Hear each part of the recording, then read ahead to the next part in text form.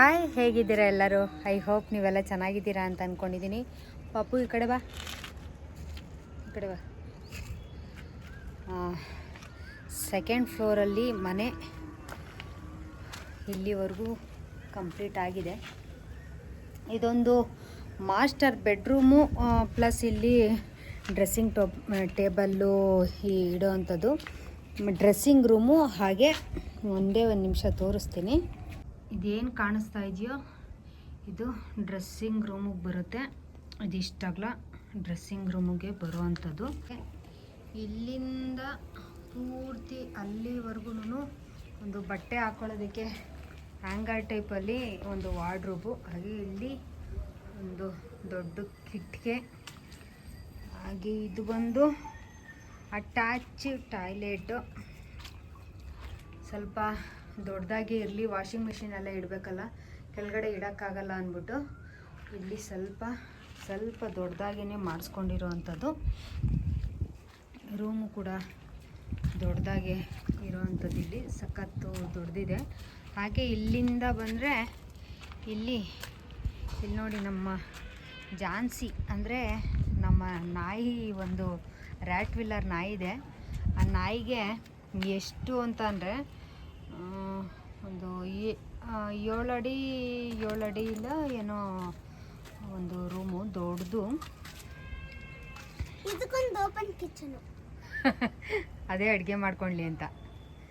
ನಿನ್ನೂ ಇಲ್ಲೇ ಕಟ್ಟಾಕ್ಬಿಡೋಣ ಪಾಪ, ಜಾನ್ಸಿ ಜೊತೆ ಇಲ್ಲೇ ಇದ್ಬಿಡು. ಹಾಗೆ ಇಂದ ಬಂದರೆ ಇಲ್ಲಿ ಇನ್ನು ಎಲ್ಲ ನೋಡಿ, ಎಲ್ಲ ಹೆಂಗೆ ಬಿಟ್ಟು ಹೋಗಿದ್ದಾರೆ ಅಂತ.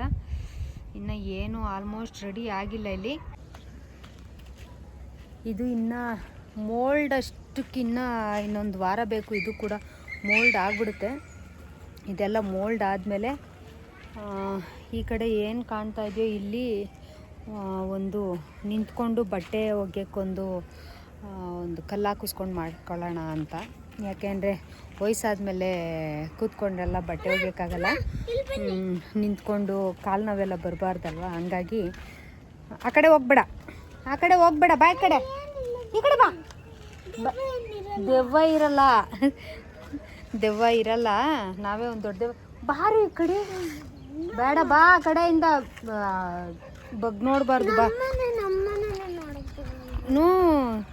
ಇನ್ನು ಬ್ಯಾಲೆನ್ಸ್ ಎಲ್ಲ ಮಿಸ್ ಆಗ್ತೈತಿ ಇಲ್ಲೆಲ್ಲ ನೋಡಲ್ಲಿ, ಇನ್ನು ಕಟ್ಟೆ ಇಲ್ಲ ಕರೆಕ್ಟಾಗಿ ಇಷ್ಟು.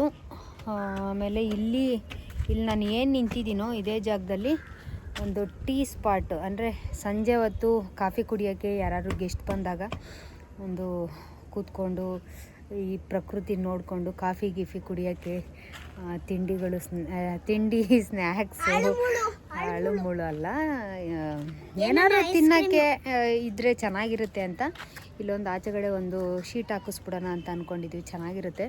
ಮಳೆ ಏನಾದ್ರು ಬಂತು ಅಂದರೆ ಇದಾಗುತ್ತೆ, ಬಟ್ಟೆಗಳು ಎಲ್ಲ ಒಣಗಾಕ್ತೀವಲ್ಲ, ಅವಾಗ ಸ್ವಲ್ಪ ಎಲ್ಲರೂ ಹೋದ್ರೂ ಕೂಡ ಚೆನ್ನಾಗಿರುತ್ತೆ ಅಂತ ಅಂದ್ಕೊಂಡು ಈ ರೀತಿಯಾಗಿ ಕಾಣುತ್ತೆ. ನಮ್ಮ ಇದು ಮನೆ ಮೇಲಿಂದ ಈ ಥರ ಕಾಣುತ್ತೆ. ಚೆನ್ನಾಗಿದೆ ಈ ಜಾಗ ಮಾತ್ರ, ಸೂಪರಾಗಿ ಮೇಲ್ಗಡೆಯಿಂದ ವ್ಯೂ ಮಾತ್ರ ಸಕ್ಕತ್ತಾಗಿ ಕಾಣುತ್ತೆ.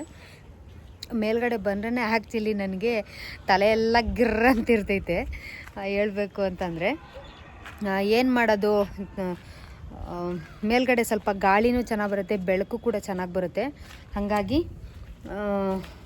ಇಲ್ಲಿ ಒಂದು ರೂಮ್ ಬೇಕೇ ಬೇಕು ಅಂತ ಒಂದು ರೂಮ್ನ ಹಾಕ್ಕೊಂಡಿರೋ ಅಂಥದ್ದು.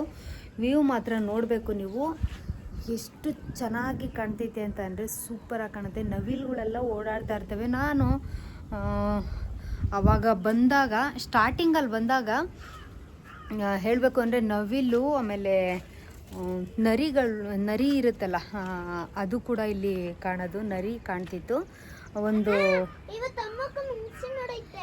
ಮುಂಗ್ಸಿ, ಮೊಲ ಎಲ್ಲ ಒಂಥರ ಕಾಡಿದ್ದಂಗಿತ್ತು. ಅಷ್ಟು ಭಯ ಆಗ್ಬಿಡೋದು ಒಂದೊಂದು ಸತಿ. ಎಷ್ಟು ಅಂತ ಅಂದರೆ ಕಾಡು ಪ್ರಾಣಿಗಳು ಎಲ್ಲ ಇಲ್ಲಿ ಸೇರ್ಕೊಂಬಿಟ್ಟೈತೇನೋ ಅನ್ನಂಗಿತ್ತು. ಮೊನ್ನೆ ರೀಸೆಂಟಾಗಿ 2ನೇ ಟೈಮು ಕೊರೋನಾ ಬಂತಲ್ಲ, ಆವಾಗ ಆ ಕೊರೋನಾ ಟೈಮಲ್ಲಿ ಒಂದು ಚಿರತೆಂಗೆ ಕೂಡ ಹಿಡಿದ್ರು. ಇನ್ನು 2 ಚಿರತೆಗಳು ಹಾಗೆ ಬ್ಯಾಲೆನ್ಸ್ ಇದ್ದಾವೆ. ಅವು ಅಲ್ಲಿ ಇಲ್ಲಿ ಓಡಾಡ್ತಾ ಇದೆ ಅಂತ ಹೇಳ್ತಾ ಇದ್ದಾರೆ. ಗೊತ್ತಿಲ್ಲ ಇನ್ನು ಎಷ್ಟು ಚಿರತೆಗಳಿದೆ ಅಂತ ನನಗಂತೂ ಗೊತ್ತಿಲ್ಲ. ಒಟ್ಟು ಒಂದು ಮಾತ್ರ ಬೋನ್ಗೆ ಹಾಕಿದ್ರು. ಬೋನ್ಗೆ ಹಾಕಿದಾಗ ನಮ್ಮ ಮನೆಯವ್ರು ಸಡನ್ನಾಗಿ ಅವತ್ತು ಹಿಂದಿನ ದಿವಸ ಏನು ಅಂತಂದರೆ ವಾಕ್ ಹೋಗಿದ್ದಾರೆ, ಗೊತ್ತಿಲ್ಲ ಅವ್ರಿಗೆ.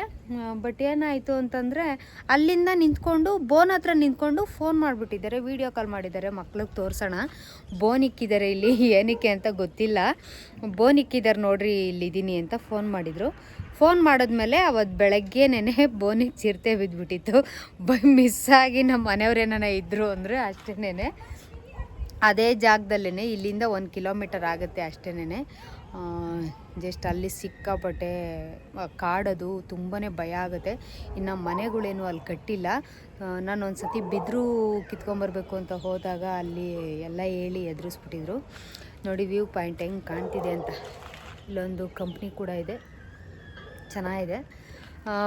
ಮನೆಯೆಲ್ಲ ಪೂರ್ತಿ ರೆಡಿ ಆಗಲಿ, ರೆಡಿ ಆದಮೇಲೆ ಒಂದು ವಿಡಿಯೋ ಮಾಡ್ತೀನಿ. ಏಯ್ ಎಲ್ಲ ಮಣ್ಣಲ್ಲೆಲ್ಲ ಏನು ಕಾಡ್ತಿದ್ಯಾ? ಬೇಡ, ಅದು ಎಲ್ಲ ಡಸ್ಟ್ ಅಲರ್ಜಿ ಆಗ್ತೈತೆ ಮತ್ತೆ ನಿನಗೆ. ಇವನಿಗೆ ಸ್ವಲ್ಪ ಏನಾದ್ರು ಮಣ್ಣು ಅದರಲ್ಲಿ ಏನಾದ್ರು ಆಡಿದ್ರು ಅಂದರೆ ಅಲರ್ಜಿ ಇಮ್ಮಿಡಿಯೇಟ್ ಆಗ್ಬಿಡುತ್ತೆ. ಅಲರ್ಜಿ ಅಂತ ಅಂದರೆ ವೀಸಿಂಗ್ ಎಲ್ಲ ಸ್ಟಾರ್ಟ್ ಆಗ್ಬಿಡುತ್ತೆ. ಅದಕ್ಕೆ ಸ್ವಲ್ಪ ಆದಷ್ಟು ಧೂಳಿಂದ ದೂರನೇ ಇರಿಸ್ಕೊತೀನಿ ಇವನ್ನ. ನೋಡಿದ್ರಲ್ಲ ಇಷ್ಟು.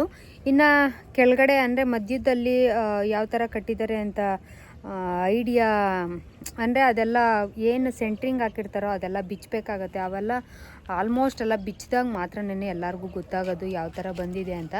ಇದು 30-40ಗಿಂತ ಸ್ವಲ್ಪ ಜಾಸ್ತಿ ಇರುವಂಥ ಜಾಗ. ಯಾವ ಥರ ಬರುತ್ತೆ ಅಂತ ಫಿನಿಶ್ ಆದಮೇಲೆ ನಿಮಗೆ ತೋರಿಸ್ತೀನಿ.